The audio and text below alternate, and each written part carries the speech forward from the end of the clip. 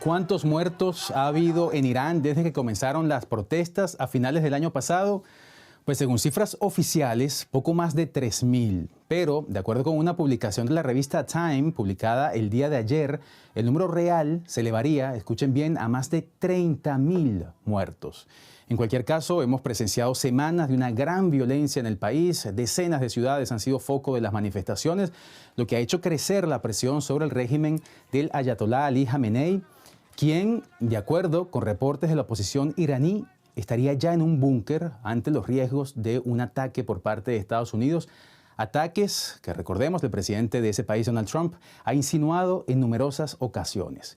Yo soy Johan Ramírez y ese será el tema que discutiremos hoy aquí en DW Actualidad en Análisis. Es un gusto saludarlos como siempre. Gracias por estar allí con nosotros.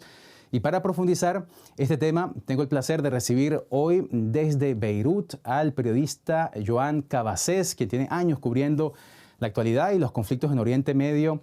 Y desde Qatar recibo también a Luciano Zácar, él es analista político de Oriente Medio y del Golfo. A ambos un gusto saludarlos, bienvenidos al programa. Joan, me gustaría comenzar contigo. Lo decíamos antes, de acuerdo con un informe publicado esta semana por el sitio web de oposición Iran International, el líder supremo de ese país, el ayatolá Ali Jamenei, habría sido trasladado a un búnker, esto ante la probabilidad creciente de un ataque estadounidense.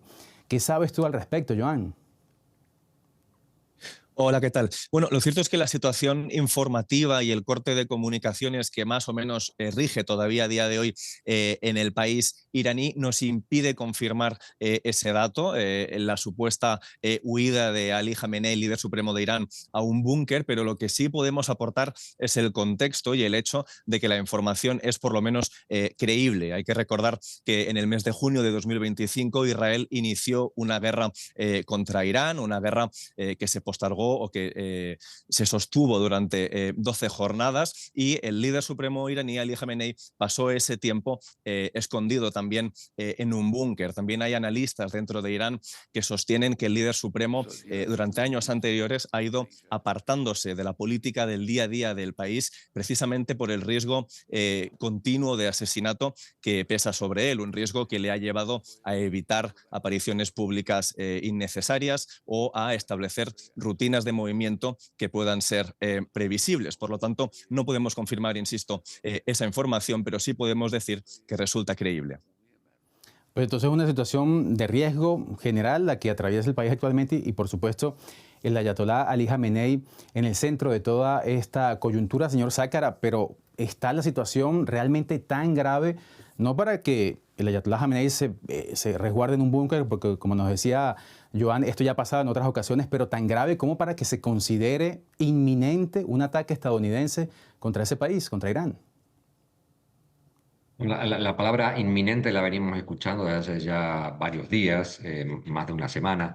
Por lo tanto, ya la inminencia quizás no sea tan clara, pero sí, Trump viene anunciándolo, está construyendo una armada bastante importante con la llegada del Abraham Lincoln aquí, es el mejor portaaviones que tiene la Armada estadounidense. No lo moverían de un escenario tan complicado como el de China hacia Medio Oriente si no estuvieran pensando realmente en utilizarlo. Aparte, bueno, ha habido otros movimientos de aviones de Estados Unidos aquí, aviones británicos también se han acercado aquí a las distintas bases del Golfo. Por lo tanto, si no hay un ataque, lo que se está dando una clara muestra a Irán de que Estados Unidos y algunos de sus aliados están muy seriamente hablando de un posible ataque si no hay algo o algún movimiento por parte de Irán. No tanto en temas relacionados con la represión de las protestas, pero sí con alguna postura iraní que reduzca su nivel de amenaza que representa para Estados Unidos, Israel y otros países de la zona. Lo que pasa es que está, y eso lo vengo discutiendo en varios medios, todavía no está muy claro qué es lo que quiere Trump, qué es lo que está diciendo o por qué intervendría en Irán. Si es intervenir para derribar la República Islámica, si es para destruir su arsenal nuclear y misilístico, cosa que ya dijo que ya ha destruido en distintas entrevistas que ha dado, o si es para ayudar a la población civil iraní a derrocar el régimen, cosa que no lo podría hacer si no tiene tropas en el terreno, y eso aparentemente no es lo que va a pasar. En cualquier caso, ese movimiento de elementos militares del que usted nos hablaba antes, si bien como algunos dicen puede ser disuasorio, el precedente más inmediato lo tenemos justamente en América Latina, con ese gran movimiento de elementos militares que hubo en el Caribe, que terminó a principios de enero, el 3 de enero, con la extracción de Nicolás Maduro del país. Creo que por supuesto todos tenemos esa imagen en la cabeza y estamos atentos a lo que pueda pasar. Joan, cuando hablamos de la gravedad de esta situación, tenemos que hablar inevitablemente de la cifra de muertos. Según cifras oficiales, y leo, tengo acá en mis notas, 3.117 personas habrían muerto durante esta ola de protestas que sacude Irán. Esto según el Consejo de Seguridad Nacional iraní.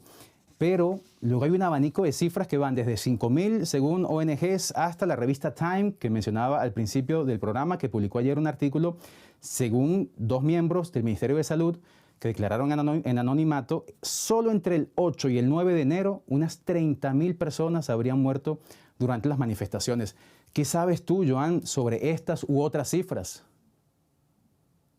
Sí, de nuevo, la situación informativa en el país nos hace ser prudentes a la hora de analizar estos datos. Sí que es cierto que los grupos de monitoreo iraníes que están en el extranjero llevando a cabo un análisis o un seguimiento de la situación cifran un mínimo de 5.800 víctimas mortales. Lo que sí que es cierto es que varios indicios y testimonios recabados desde el interior del país llegan o llevan a hacer creíbles esos datos, incluso algunos de los más elevados, como las que mencionabas. Has mencionado tú mismo los días 8 y 9 de enero, y esos días fueron aparentemente clave, un punto de inflexión en la represión de las autoridades. Hay que recordar que fue el 8 de enero cuando se inició ese corte de las comunicaciones y corte también a la conexión a Internet, y aparentemente fue la noche del jueves cuando las autoridades incrementaron la represión y el uso de la munición letal, de fuerza letal, contra los manifestantes. De hecho, varios testimonios hablan de incidentes en los que aparentemente, según estos testimonios, insisto, desde comisarías policiales se abrió fuego de manera indiscriminada contra las multitudes, y también esos mismos días, 8 y 9 de enero, hay varios equipos médicos en hospitales en Teherán y alrededores que han denunciado recibir hasta 70 personas por hora, cada hora, durante 2 días consecutivos, marcados por munición real. No todos ellos estaban muertos, querría clarificar, pero sí algunos de ellos estaban o bien muertos o bien muy mal heridos, especialmente, insistían estas fuentes médicas, con munición real contra el cuello y contra la cabeza, con lo cual no tenemos en este momento cifras definitivas de el alcance de las consecuencias de esta represión o de los choques que habría habido en estas manifestaciones, pero sí parece ser que la cifra mínima rondaría ahora mismo las 5.800 personas. En cualquier caso, sean 3.000, como dice el régimen iraní, 5.000 y tantos, como dicen otras ONG, o 30.000, para muchos una cifra exagerada, la que da la revista Time. Señor Zácara, estas protestas han sido descritas por muchos como una de las más grandes en décadas. ¿Qué elementos nuevos observa usted en esta ola de movilizaciones respecto a ciclos anteriores de descontento en Irán? Me refiero, hay elementos en esta ocasión que le harían pensar que un cambio de régimen podría tener lugar ahora mismo en el país. Bueno, no sé si un cambio de régimen, pero sí hay un factor que es distinto, que es la debilidad externa de Irán, lo que ha pasado en estos últimos 2 años, sobre todo el enfrentamiento o la pérdida de aliados principales en la región como Hezbollah o Hamas, el enfrentamiento directo que ha tenido con Estados Unidos y Israel, que ha hecho que parte de su arsenal misilístico fuera utilizado o destruido y que sus instalaciones nucleares fueran tremendamente afectadas, con una escasa capacidad de defensa de la Fuerza Aérea y de la defensa antiaérea de la Guardia Revolucionaria, ha dejado bastante en cuestión la capacidad militar de la Guardia Revolucionaria. Eso no ha quedado demostrado desde el punto de vista interno de cómo han manejado hasta ahora la situación, cómo han respondido a estas protestas con la represión masiva. No hay muchos elementos distintos en cuanto a qué ha fomentado estas protestas, que son económicas, de la misma manera que lo fueron las del 2017 y las del 2019, que fueron muy grandes y fueron severamente reprimidas, incluso con un corte muy grande de Internet, justamente para evitar que se propagara la información. Por lo tanto, en ese aspecto no es muy distinto, pero las cifras serían mucho mayores. Yo la cifra de los 30.000 todavía me cuesta mucho creerlo, sobre todo por la fuente de la que viene, que es Irán Internacional, que es una fuente muy controvertida, claramente anti-régimen, y que en otras ocasiones ha vertido información de dudosa credibilidad, pero sí, evidentemente, sean 3.000 o 5.000 o 12.000, como han ido circulando también cifras en los últimos días, son cifras mucho más altas que la del 2017 y la del 2019, que fueron las más importantes, porque no solo fueron protestas en la clase media, alta o intelectual o más liberal, sino que fueron protestas que abarcaron todo el espectro social y económico de Irán, desde pueblos hasta llegar a la capital. Igualmente ha pasado ahora, en donde ha habido un enfrentamiento directo con fuerzas de seguridad. En otras ocasiones quizás los enfrentamientos con fuerzas de seguridad fueron más limitados. En estas últimas han sido directos. Ha habido ataques directos a comisarías, como en anteriores ocasiones, en el 2018 ha habido ataques a cuarteles de la Guardia Revolucionaria. Digamos que la gente ha perdido el temor a enfrentarse directamente a las fuerzas de seguridad. Diría, y me atrevo a decir, pero no quiero tomar mucho tiempo en esto, que no estamos aún en un momento revolucionario como lo hubo en el 79, que pudiera hacer peligrar los cimientos de la República, pero sí hay una pérdida de ese miedo a enfrentarse y a morir por una protesta o por un motivo más concreto que en algunos casos se ha expresado en las calles. Pero digo, si realmente la cifra de 30.000 fuera cierta, creo que estaríamos hablando de ese momento revolucionario que todavía por ahora no lo veo, por lo menos en el devenir diario de lo que está pasando. Nos ha hecho usted un retrato bastante completo de la situación en el país, señor Zácara, y se lo agradezco porque nos ayuda también a ver la situación en una perspectiva bastante amplia. Yo leí esta mañana frases como ambiente explosivo, un país al límite. Te pregunto lo mismo a ti, Joan.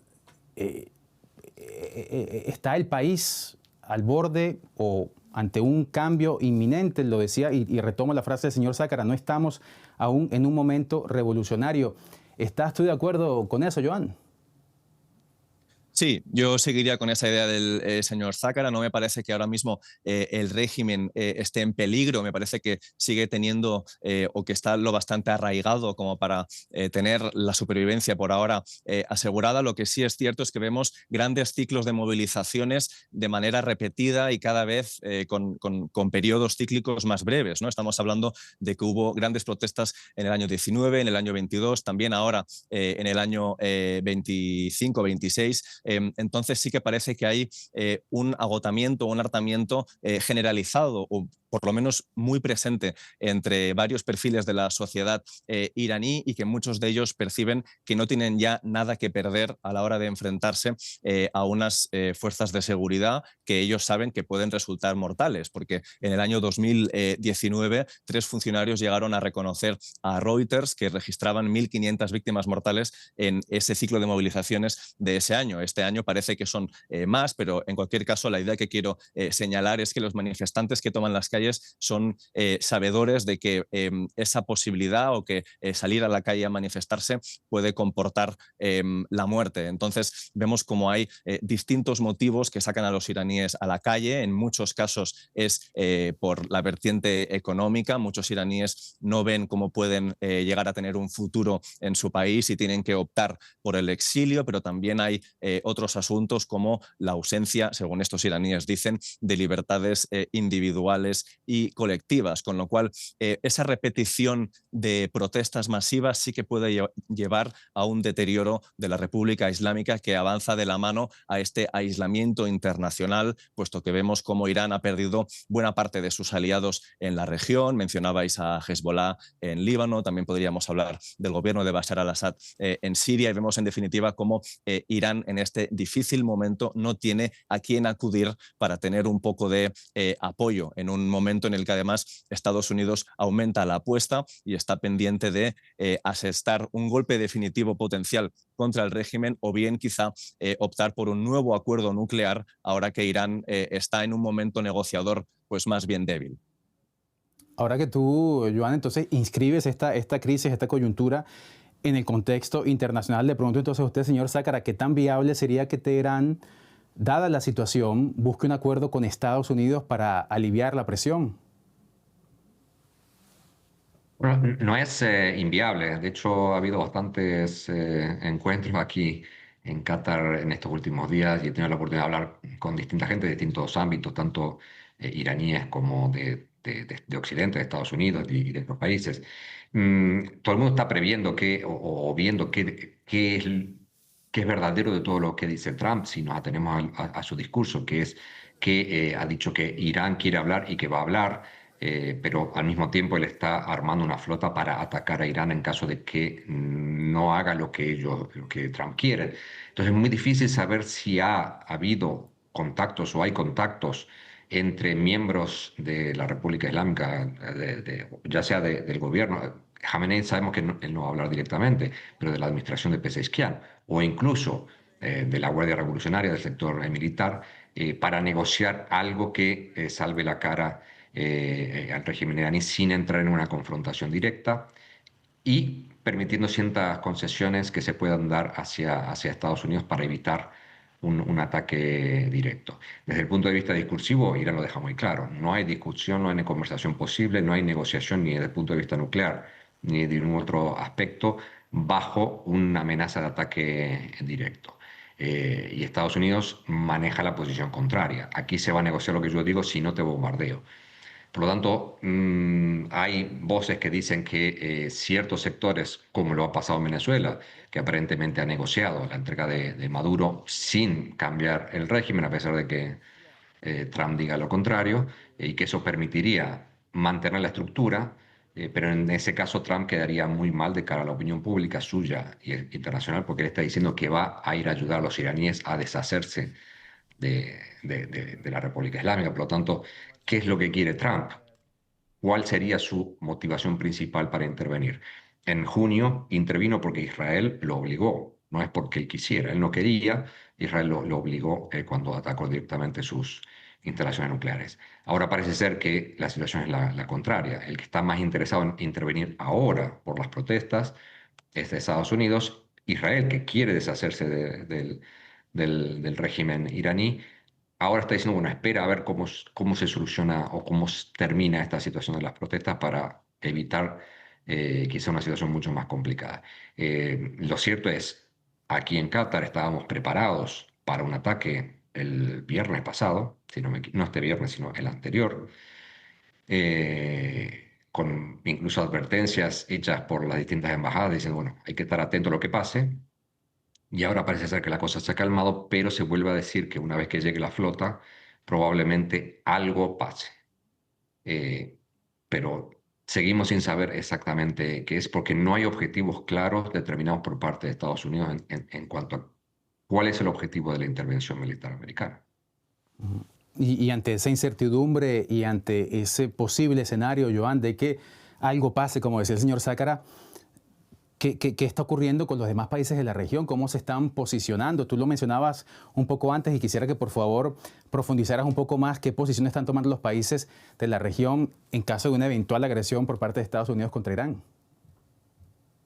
Lo cierto es que se percibe un llamado general a la contención. Vemos cómo los líderes iraníes han dejado claro que un ataque estadounidense a Irán iba a convertir, dicen en Teherán, de manera automática las bases estadounidenses en la región en objetivos legítimos. Eso hace, por lo tanto, que estos países que acogen estas bases se conviertan también en objetivo legítimo, según Teherán, para un ataque que responda a la injerencia estadounidense. Estas declaraciones hicieron que de manera muy rápida varios varios gobiernos de la región que son aliados de Estados Unidos hayan expresado públicamente que están intentando mediar entre ambos ejecutivos para evitar el estallido de un conflicto y resolver la situación en una mesa de negociación. Entre estos países están Qatar o Turquía. Ambos de ellos acogen importantes bases militares estadounidenses. De hecho, vimos hace quizá 10 días, no sabría decirlo bien de acuerdo con el calendario, como la mayor base estadounidense en la región, que está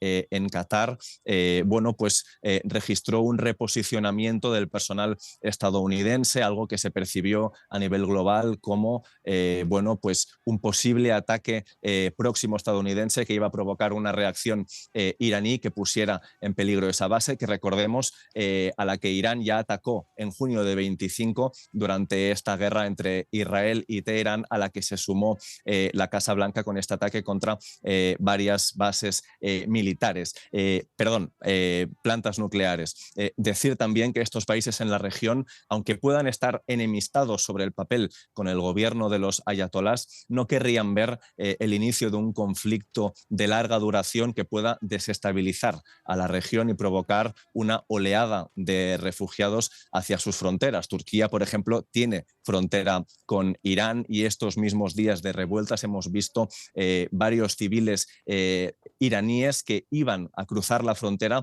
para obtener internet o para saber cómo estaban sus seres queridos. Entonces, el estallido de un conflicto haría que estos países seguramente recibieran grandes cantidades de refugiados, que es un pronóstico que querrían evitar. Y usted entonces, señor Zácara, ante esa perspectiva que nos plantea Joan y esa, digamos, ese rechazo entre los países de la región a un conflicto de escala mayor en Irán, ¿qué implicaciones regionales tendría ese eventual agravamiento de la crisis? Y hablemos directamente de una intervención estadounidense. Y no solamente en los países de la región, ya el ayatolá Jamenei ha dicho que si ese ataque estadounidense tiene lugar, habrá represalias. Y yo me pregunto, ¿qué pasa con Israel? ¿Sería Israel un objetivo en esa eventual represalia iraní?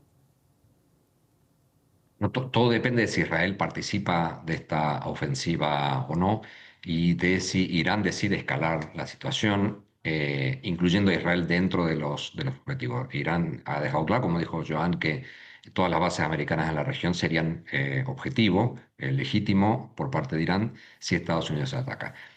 Anteriormente, cuando fue la guerra de los 12 días, Irán respondió a Israel cuando recibió ataques israelíes y respondió aquí en Qatar cuando recibió ataques estadounidenses y anteriormente en el 2020 bases estadounidenses en Irak cuando Soleimani fue asesinado por Estados Unidos.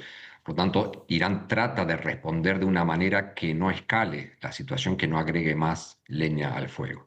Y siempre hasta ahora ha funcionado, por lo menos en estos últimos años de enfrentamientos militares, todos los actores, Irán, Estados Unidos, Israel, han aceptado cierto daño a cambio de no escalar la situación. El tema es, como dije antes, cuál es el objetivo final, cuál es el fuego final de Israel y Estados Unidos. Si lo que quieren es eliminar por completo la República Islámica, no le darían lugar a Irán a una respuesta a medida que permitiera salvar la cara y que permitiera decir, bueno, no escalamos. Si Estados Unidos e Israel están decididos a eliminar a la República Islámica, van a atacar con todo lo que tienen y justamente uno de los problemas es si permiten que Irán dé una respuesta, tanto Israel como Estados Unidos como los países del Golfo tienen que aceptar cierto daño o cierto daño simbólico, por decirlo de alguna manera. Aparentemente aquí nadie quiere recibir un ataque porque no se sabe cómo puede llegar a ser y los errores de cálculo siempre pueden pasar. Por lo tanto, si eso pasa, Israel y Estados Unidos estarían de frente a un ataque total para eliminar todo tipo de defensa posible de Irán, lo que va a hacer que Irán trate de responder con toda la fuerza posible porque no le va a quedar otra y no va a tener nada que perder. Y eso es lo que genera mucho más miedo en la región. Un Irán herido que queme las naves y decida tirar todo lo que tienen porque es la última posibilidad de defensa. Estamos ante un conflicto que podrá tener consecuencias francamente impredecibles. Habrá cambio de régimen en Irán. Coincidían los invitados del día de hoy en que no estamos ante un momento revolucionario. Habrá un ataque estadounidense. Eso no lo sabe, tal vez ni siquiera lo sabe Donald Trump. Lo conversábamos hoy aquí en DW Actualidad en Análisis, desde Beirut con Joan Cabasés, periodista, desde Qatar con Luciano Zácara, analista político de Oriente Medio y el Golfo. Ambos, muchísimas gracias por su tiempo, por su análisis tan valioso, y a todos ustedes que nos han seguido, por supuesto, gracias por su compañía y su confianza. Ya saben que nos pueden seguir en todas nuestras redes sociales y encontrarnos en Spotify, Apple y Amazon como podcast, como DW Actualidad en Análisis. Y aquí los esperamos nuevamente mañana para seguir analizando lo que está pasando en el mundo. Soy Johan Ramírez. Hasta entonces.